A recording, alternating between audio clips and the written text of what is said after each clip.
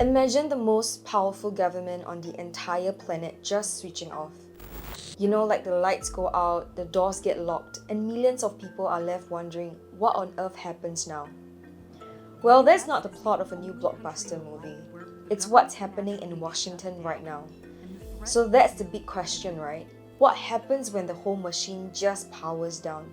We're gonna go beyond the crazy headlines and the political drama to figure out what a government shutdown actually means for the country, for its people, and yeah, potentially for your wallet. Now, if you're getting a weird sense of deja vu, like you've heard this story before, you're not wrong. This has become a recurring thing in American politics, but this time, the stakes just feel a little bit different. It happened just like clockwork.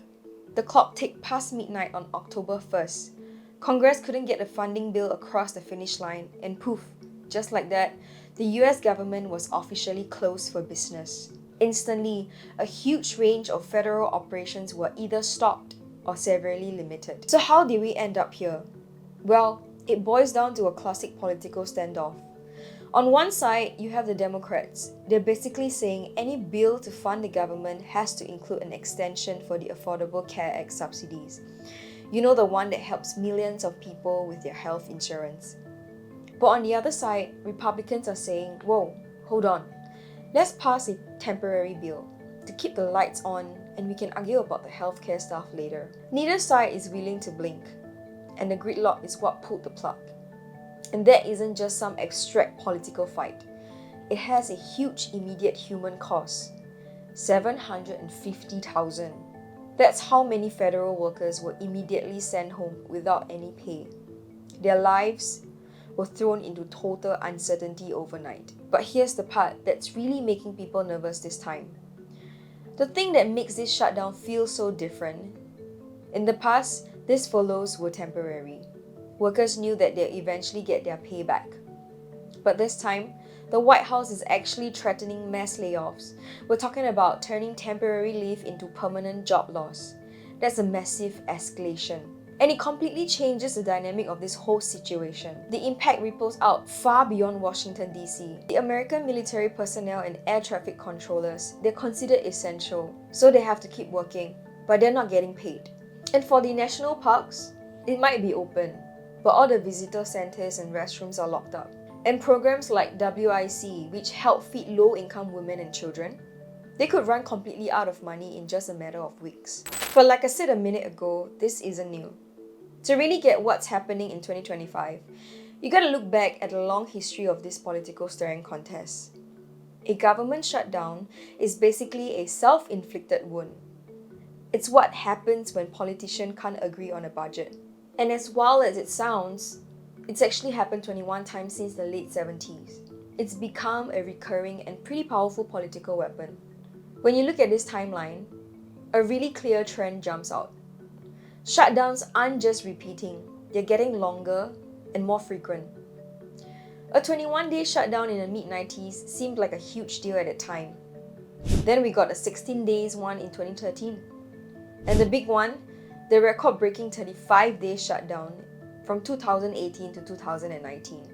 The pattern is undeniable. Political brinkmanship is escalating. Okay, so we've covered the political gridlock and the real-world pain it causes. What about the financial markets? This, my friends, is where the story takes a really unexpected turn. You think chaos in Washington, hundreds of thousands out of work, government services grinding to a halt would be a recipe for stock market disaster, right? But is it? According to the financial researchers who've crunched the numbers, and the answer is actually no.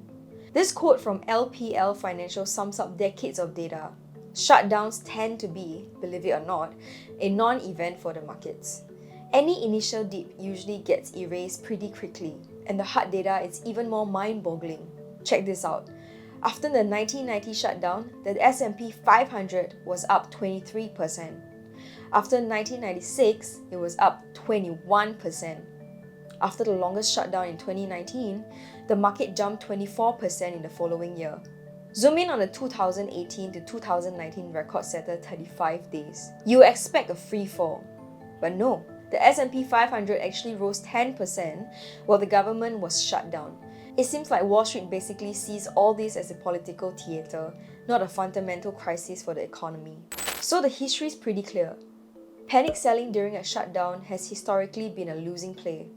But how can you as an investor navigate all of this political noise without getting swiped out in the fear? This is the part most investors miss.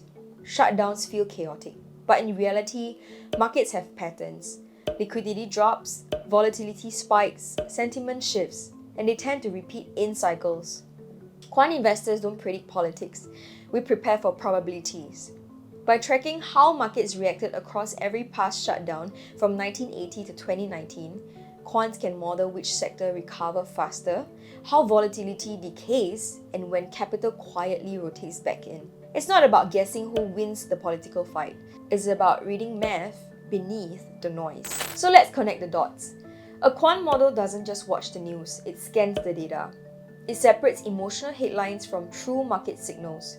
It sees shutdowns as a repeating pattern, something that can be analyzed, modeled, and optimized for. And that's exactly what makes quantitative investing so powerful.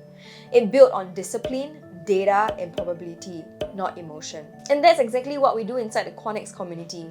We teach investors how to read data behind market noise, how to think systematically, build resilience, and use volatility to your advantage instead of fearing it.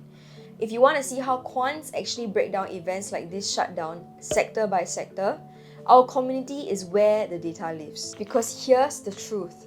All the data we have comes from the past. But quant strategies don't just follow history blindly. They're constantly scanning for what's called a structural break or regime shift, the exact moment when the old rules stop working. So for a systematic investor, the question isn't, should I panic? It's, has the data changed? And that's the difference between reacting emotionally and investing intelligently. So stay informed, stay data-driven, and if you want to go deeper, join us at Quant X, where data is king and sizing is everything.